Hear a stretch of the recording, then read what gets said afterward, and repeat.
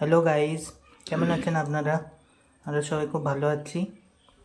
যে আজকে আমাদের বাড়িতে ডাব চিংড়ি হচ্ছে, দেখতে পাচ্ছেন দিদি করছে।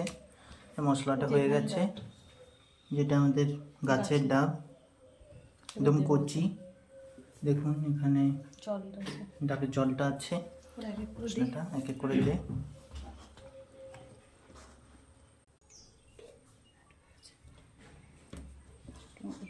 মশলা দিয়ে দিই।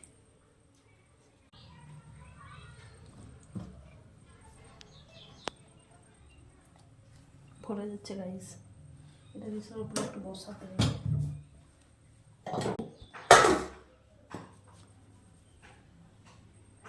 ভেবে গেছে দেখুন গাইস। কাঁচা লঙ্কা দিয়ে দেওয়া হচ্ছে 4-5টা,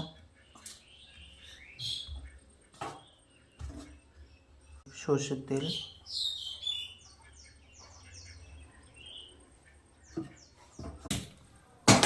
এরপরে ডাবটাকে আমরা বসিয়ে দেবো।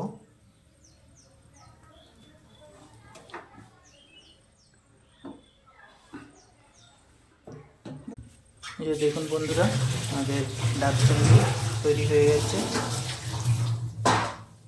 চলো টাটা, বাই বাই।